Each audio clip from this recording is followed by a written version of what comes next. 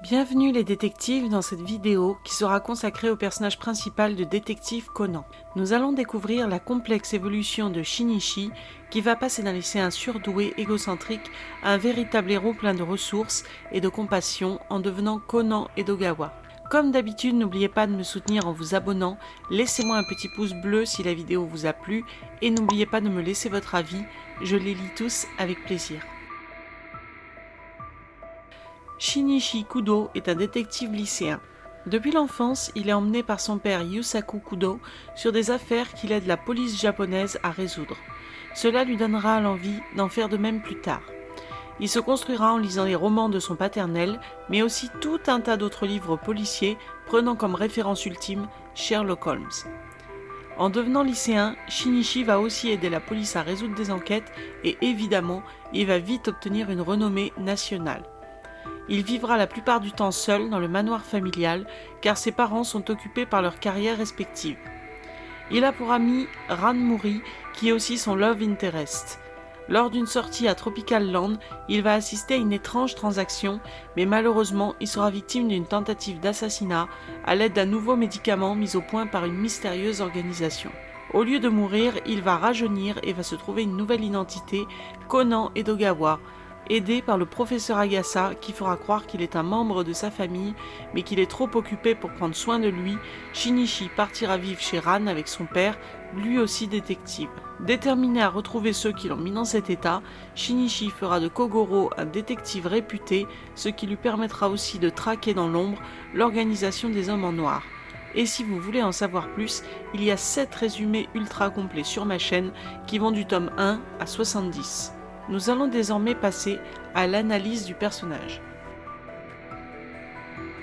Ce qui est étrange avec Shinichi Kudo, c'est que personne ne s'est rendu compte à la lecture des premiers chapitres qu'il était assez loin de répondre aux standards de son époque pour un héros. Là où un Hajime Kindaichi apparaissait plus sympathique par sa gaucherie et sa notoriété grandissante, Shinichi est un personnage qui a déjà tout réussi et qui n'a plus rien à prouver. Et pourtant, des héros qui ont plutôt réussi dans des mangas d'enquête et qui ont une aura plus sympathique, on peut en citer plusieurs, mais on va rester sur le célèbre Ryo Saeba, même s'il officie dans l'ombre. Sa réputation est fameuse et en plus il touche des sommes considérables, même s'il les dilapide n'importe comment. Shinichi est assez orgueilleux et il n'hésitera pas à se moquer de Kogoro, qui est tout de même le père de son ami d'enfance. Et même s'il aime Ran, il lui montrera les lettres d'amour de ses admiratrices, les brandissant tel un véritable trophée. Il faut aussi noter qu'à Tropical Land, il fera preuve d'assez peu de tact puisqu'il ne fera que parler de sujets qui l'intéressent. En l'espace de quelques pages, Shinichi fait preuve d'une personnalité égocentrique et extravertie, ce que l'on peut rattacher à l'éducation plutôt libre de ses parents, dont les standards sont plus proches de l'Occident. Cependant, ses remarques déplacées, sa vantardise, semblent refléter une personnalité plutôt légère et frivole, à 100 lieues de ses prouesses de détective. D'ailleurs, ses parents sont plutôt des personnes courtoises dont il semble que cela soit un trait de sa personnalité. Il ne semble d'ailleurs pas y avoir d'altruisme en lui, car ce qui l'intéresse c'est la traque du malfaiteur Shinichi, ne fait en aucun cas mention d'une lutte contre le bien et le mal, d'une envie humainement engagée de faire mettre sous les verrous un assassin, et c'est en cela qu'il est le plus proche pour l'instant de l'objet de son admiration, Sherlock Holmes.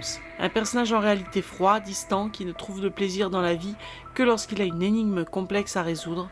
A l'inverse, et pour le comparer avec Kindaichi, ce dernier veut réellement employer ses talents afin que tout le monde reste en vie, étant réellement touché à chaque nouvel assassinat, ou bien se montrant parfois empathique envers les tueurs, sans pour autant leur pardonner. De plus, dans son quotidien, les capacités intellectuelles de Kindaichi sont latentes, ce qui en fait un élève ordinaire aux yeux de tous. À ce stade, il est évident que ce qui nous fait apprécier Shinichi, ce sont ses capacités intellectuelles, sa rhétorique et la façon dont il va inévitablement confondre le coupable. Et c'est cette envie insatiable du frisson de la nouvelle affaire qui causera sa perte, ou plutôt son sauvetage. Véritable pied de nez à celui qui avait tout acquis, le rajeunissement de Shinichi Kudo en Conan Edogawa est une véritable punition. Il a bien entendu perdu sa force, mais aussi sa notoriété et une partie de son entourage, ce qui implique qu'il ne pourra plus directement briller sous la lumière des projecteurs. En plus, il va désormais devoir composer avec l'organisation des hommes en noir et vivre avec la crainte que ses proches ne soient assassinés par cette dernière. il doit aussi retourner à l'école et mener une vie d'enfant ordinaire où il rencontrera les Detective Boys. Pour couronner le tout, c'est par le biais de Kogoro, dont il se moquait tant, que Conan va devoir acquérir sa nouvelle notoriété par procuration, tout en devant mentir constamment à Ran, ce qui la plongera à plusieurs reprises dans une immense tristesse. Pourtant, c'est bien en devenant Conan Edogawa que Shinichi Kudo deviendra un véritable héros. Tout d'abord, plusieurs expériences vont l'amener à devoir faire preuve de plus d'humilité et de prudence. On peut citer le triste décès d'Akemi Miyano, la première affaire du baron de la nuit où ses parents lui démontrent qu'il n'est pas prêt à faire face à l'organisation et qu'il a besoin d'aide. Plus emblématique encore, l'affaire de la sonate au clair de lune le déterminera plus que jamais à trouver le coupable avant qu'il ne mette fin à ses jours. Mais on peut aussi noter que la présence des Detective Boys va radoucir Shinichi, dont le côté froid et calculateur, bien que toujours présent, va s'effriter pour laisser place à la tendresse et le souci de ses nouveaux amis qui l'aideront dans certaines enquêtes. De même, en vivant aux côtés de Kogoro, son avis finira par changer, reconnaissant peu à peu que ce dernier a de véritables capacités, mais surtout qu'il est pourvu d'un bon fond. Enfin, le désarroi que subit Ran va aussi lui faire prendre conscience que leur relation lui était encore plus précieuse qu'il ne le pensait. Au prétexte d'une pièce de théâtre, il n'hésitera pas à la serrer dans ses bras, mais aussi à lui déclarer son amour lors de leur voyage à Londres. Pour terminer, la présence d'Aibara, qui est capable de lui tenir la dragée haute intellectuellement, et son lien avec Eiji l'aideront aussi à comprendre la nécessité d'avoir un entourage de confiance, même s'il lui arrivera plus occasionnellement de faire cavalier seul.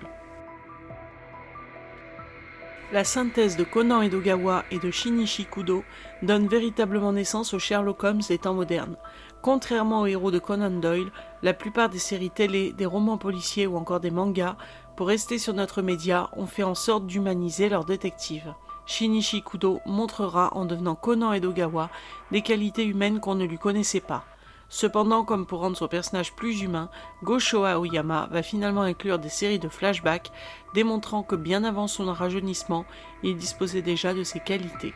Dans le flashback du tome 34, qui se déroule juste après la première affaire de Shinichi à New York, il va sauver la vie de Vermouth sans le savoir, déclarant qu'il n'y a pas besoin d'une raison pour sauver quelqu'un.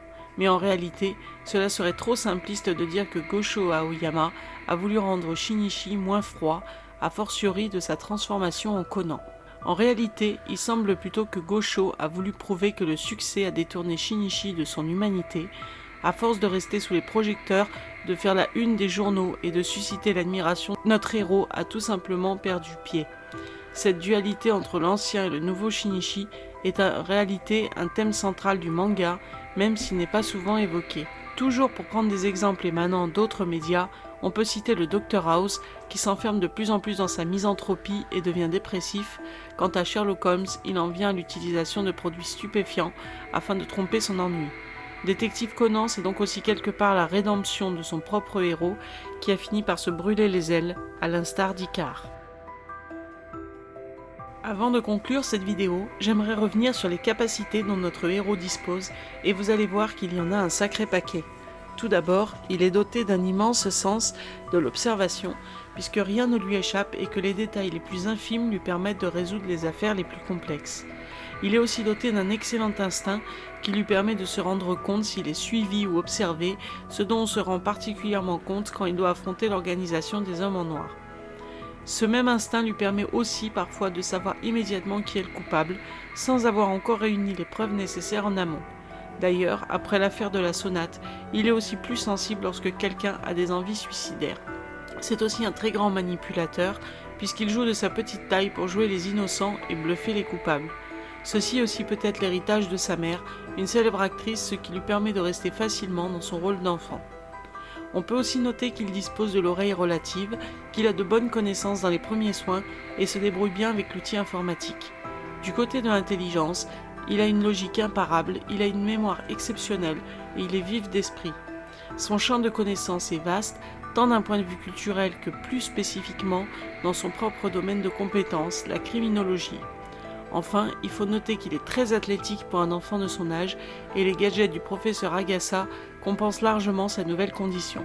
Malgré toutes ces qualités, Conan a quand même pas mal de points faibles. Évidemment, on pense tout de suite à Ran, je ne sais pas du tout ce qui pourrait se passer s'il venait à la perdre, il est parfois trop sûr de lui, c'est d'ailleurs pour cela qu'il a manqué de prudence et s'est fait rajeunir. Comme il est doté d'un grand sens de la justice, il n'est pas capable de tuer ses ennemis. Pourtant, cela serait très facile pour Agassa d'empoisonner ses aiguilles et cela aurait pu sauver pas mal de vies, mais notre héros ne fera jamais ça. Enfin, je dirais qu'il a trop tendance à vouloir redevenir Shinichi Kudo en ne prenant pas en compte les potentiels effets négatifs du prototype de Haibara, malgré les nombreux avertissements de cette dernière. Comme vous avez pu le constater, l'alter ego de Shinichi a permis à Gosho Aoyama de rendre son héros meilleur. Si sous la lumière des projecteurs il a fini par devenir un petit peu auto-centré, sa nouvelle condition lui a permis de mieux se retrouver et d'ouvrir les yeux sur le monde qui l'entoure.